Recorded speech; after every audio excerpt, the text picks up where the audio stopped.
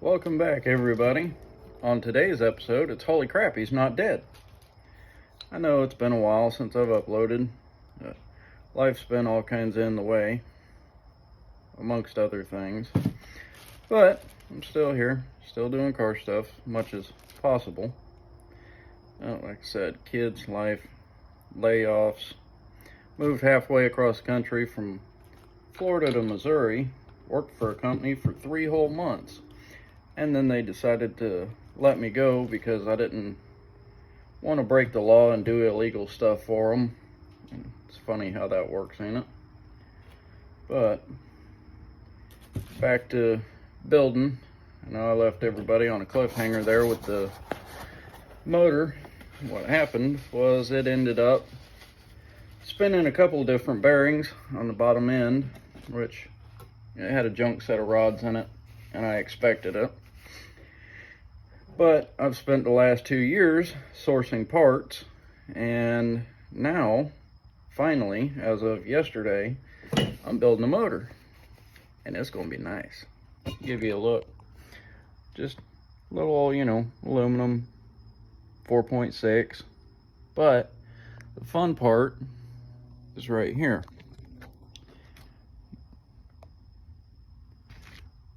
These are a set of DSS pistons, all forged, shiny and pretty. There's the info on them. The 15cc dish. Unfortunately, I wanted a 13, but they don't make it. It's 11 or 15, but it's all right. I happen to know a way to get my compression back up. I've got my heads right here that I took over and machined.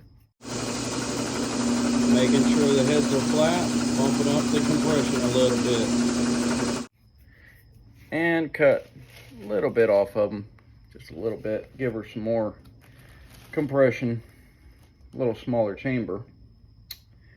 But to sum it all up, nice brand new Eagle H-beams. I weight matched everything. And the fun part of this is it's not going to be a 4.6 anymore. I'll show you. That is the rod length. Focus. 5950. For those of you that know a 4.6, stock rod length is 5933. You know what that means? Yep.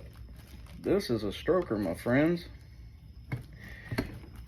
And we have a matching Eagle forged crank with a 3.75 stroke, 5950 rings or rods.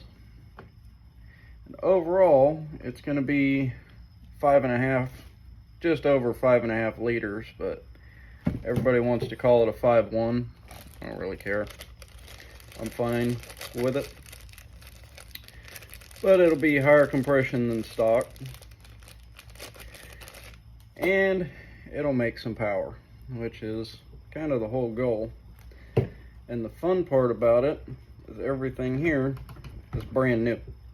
New pistons, new rings, new rods, new crank, all bearings, which all my bearings are the King. Oh, I forget which ones these are. I don't know. I believe I went with the XP series. Yeah, XP. Says it on the box. Oh, fun fact. I had to buy 2 sets of rod bearings because this crankshaft uses a Honda size journal, 1889, compared to the factory, whatever the hell Ford uses. So, we'll see how that goes. But I figured I'd go ahead and give a little update while I'm sitting here putting together pistons and rods, trying to get all this together and done. I have everything here to finish this motor, except for one head gasket, and it is currently in Austin, Texas. Of all places, it's got to be in Texas. No offense to Texans. Been there, lived there for a while, worked there, wasn't my cup of tea. But I will admit, I found one really good friend out there, hunting buddy. And I can't really fault Texas too much for not having a great experience, because I got there in 2020, literally, I want to say it was 4 days before the country went to full-on lockdown. And that sucked. My daughter and I moved out there with nothing but our clothes, getting everything set up, ready to bring the whole family over. Yeah, good luck trying to fill a house when there's nothing in the grocery stores to buy. Yeah, that was a mess. So I'm not going to make this a long video, more so just an update to let everybody know I'm still working on it. I'm building a brand spanking new motor right now, and we're going to get these eBay turbos spinning again, making some boost. But I'll show you where I'm at. Got the heads here. I went through, pulled all the valves out of them, lapped everything, took them over, shaved the heads. Not going to say how much, my little secret. Went back through, redid all my port work, intake and exhaust, and yeah, they're big old ports. I don't have small hands. And the exhaust side, knife edged all this, took a whole bunch off of it, and it's gonna flow. And there's number 2. This one I've already got, or this one's already been cleaned, and it's ready to bolt straight on. This one still got a little bit more to go, but close enough. Over here to the motor, we got half the pistons assembled in, beautiful, ready to rock and roll. Spins over real nice. You can't, dang it, I was gonna show you the part number on the crank, but it's buried up in there right now, so can't get to it. But this is where we're at. We got ARP everything. If you missed it from the last video, or if you're new, ARP side bolts, ARP studs, all the way through it. Of course, the Eagle rods have ARP 2000 hardware. That is a 8-bolt forged crank. I know I'm forgetting to say some other stuff. Going through, gapping all the rings, everything is a file fit. And of course, since I went with a DSS piston, I also got their rings. Went with a stainless top and the ductile iron second ring. Yeah, it's just Dr. Pepper, I don't drink. Beyond that, top ring setting at 22, second ring is 25. Should give us plenty of space for expansion. Really, other than it being stroked and ported heads, it's pretty much stock. I still have the 97 Cobra cams, and the intake is all port matched. Just got done doing a bunch of powder coat on it. And it came out real pretty. That video makes it look really orange, but I promise it is bright red. I ran out under LED lights, but we'll see those out in the sun when we drop this thing. Yeah, these rod bearings, which if you are doing this with the Honda size journal, is a pain in the to figure out what the bearing is. If I can get this, if you're doing the same thing with the Eagle crank and the Honda journal, that is the freaking part number for the rods. It took forever to figure out the right one with the right clearance, and it, pain in, yeah. Went all through, got the oil pump cleaned up. It does have the boundary gear set in it. Whenever it spun the bearings, it filled the entire engine slam full of bearing material, and some of it got embedded in the oil gears. So took them out, polished the hell out of them. They're good to go now. These, that's the part number for the rods. And I would show you the crank, like I said, but don't have it. Oh well. And then everybody knows what gaskets look like. I ain't gonna go into that. I will show you the upper lid. Maybe it'll look better in this light. Mach 1 lid. Just poured it all up. Had to eat out the divider, get everything there cleaned up, because we've got a giant, I forget how big, mono blade throttle body, and that's a Mach 1 upper, so typically it has the two little 58 millimeter butterflies, whatever. It's got a big mono now. Over here, we're having even more fun. Got the alternator all torn apart here, so that way I'm gonna take this over, sandblast it, and we're gonna powder coat the alternator black, because I'm not paying somebody $200-300 for an alternator just because it's powder coated. I have the ever extensive Harbor Freight powder coater. It works. I did the wheels on the car with it, the two different colors, a bunch of the engine stuff. It works. I mean, I think I paid 60 or 70 bucks for the thing 3 years ago. My uncles used it a bunch on various parts and pieces. It just works.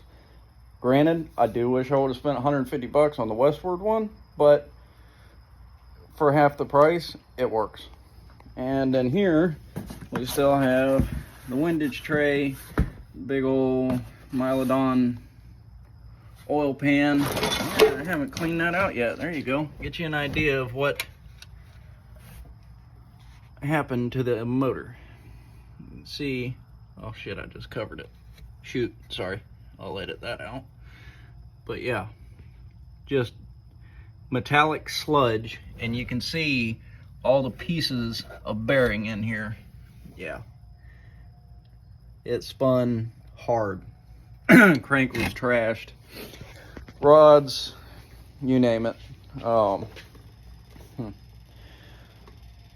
got this crank as part of a deal, and trying to find the rods for it a year or so ago, I actually found a guy on Facebook that had them, right? Cool. Comes over to the house. I'm going to trade him a bunch of stuff because he's building a motor.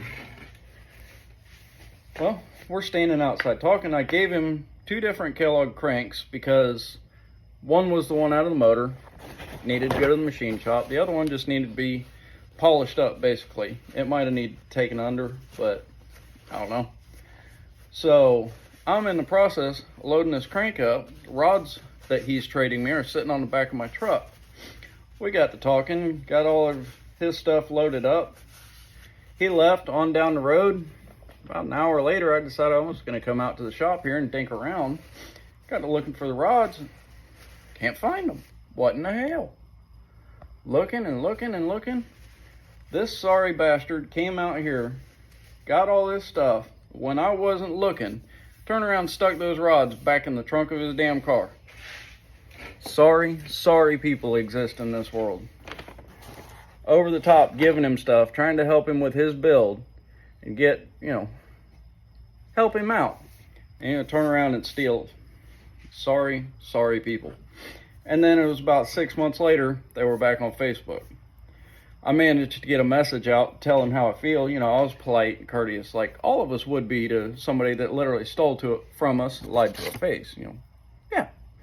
And never responded, didn't say nothing, just blocked me instantly. So take that as an admission of guilt if you would. But anyways, enough of that. That's long story short, that's pretty much how everything's gone since the car blew up. Trailered the car all the way to Missouri. Like I said, worked for 3 months. That Friday I got let go. Monday I had already made an appointment with the machine shop to drop this block off, get it bored, cleaned up, ready to go. Thank God I didn't, because like I said, work fell apart on Friday. Saturday, we got to talking to the landlord and found out she doesn't even own the house we're renting. So some dude just show up and be like, hey, what are you and your whole family doing in my house? All right, nope. Ended up in a sublease we didn't know anything about. So between those two, pack tail, come back to Florida. But that's just the way it goes sometimes, I suppose. But on a brighter note, the block is done. As you can tell, it's starting to be assembled. Update on the car. Sorry, keep getting sidetracked because it's been a long time. And I'm still not a YouTuber. I'm recording on my phone. I don't even have a camera stand, let alone some $200,000 camera. But the car is currently sitting out on the car trailer. It's a mess, to say the least. It's just sat for the 2 years. Haven't done anything with it. Moved it around here to there, pushed it here to there, trailered it to Missouri and back. And you know how cars are when they sit. Not so good on them. Check out the tires, all that fun stuff. Clean out the inside. I took all the parts from the engine, the turbos, everything, and put it in the car. Now, I didn't take off the turbos or the headers. They're still bolted in, sitting in the cradle. They're still on it. We're going to have to take them off, clean everything up. It's going to be a process, but we'll get her going. Next video I put out, this will probably be all together. I seriously doubt anybody wants to see another 4.6 4-valve get assembled on YouTube. If you guys do want to see it, let me know. I can record it, but I figured there's several good videos out there from Mustang Lifestyle, Modular Head Shop. Those guys are well above my league. I mean, this is my ring compressor, you know, the $6 O'Reilly special with the square key. And then for the first time in my life, I've built engines since I was a kid. First time in my life, I bought a set of ring pliers. Those are freaking handy. Normally, you just do it, you know, the old school way, and you walk the ring around, scratch the hell out of the piston in the meantime. That's normally how I do it, but I picked those up from O'Reilly's, nice and cheap, so I figured why not. But I suppose I'm going to get back to gapping rings and assembling pistons. Got this one ready to go. Aren't they so freaking pretty? It's a shame you spend all this money on pistons and rods and crankshafts, all this beautiful stuff, and hope to God to never see it again. After I put this motor together and drop it in the car, I hope to God I never see that damn piston again, because if I see that again, something's broke. Not okay. I'm not cool. That would suck. I'd probably cry. Probably just break down and cry. Like I said, it's been 2 years since the old motor blew up, and just sourcing, gathering parts, I've probably got, I don't even know how much money in all this stuff. The pistons were almost $1,000 with the rings, the cranks, yeah. It's a lot of money, and I don't want to know how much it was, but don't ask my wife. If she asks, everything here was $500 put together. Good to go. But like I said, next video we'll get the car in here, go through the turbos, see how everything looks, what kind of shape it's in. But I figured I would just go ahead and put an update out there, because I do want to get back to doing the YouTube thing. Had a lot of great interactions with people and a lot of views, comments. I've enjoyed it. So I figured I'd get back to it. Wanted to give everybody an update, where I sit, where I'm at. And we'll go back to it, see if we can get those turbos to make some boost in this thing.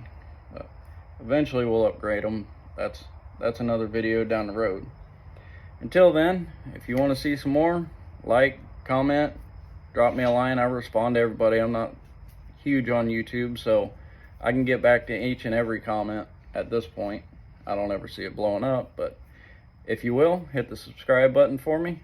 Don't cost you nothing, helps me out. Other than that, good night, and we'll see you in the next one.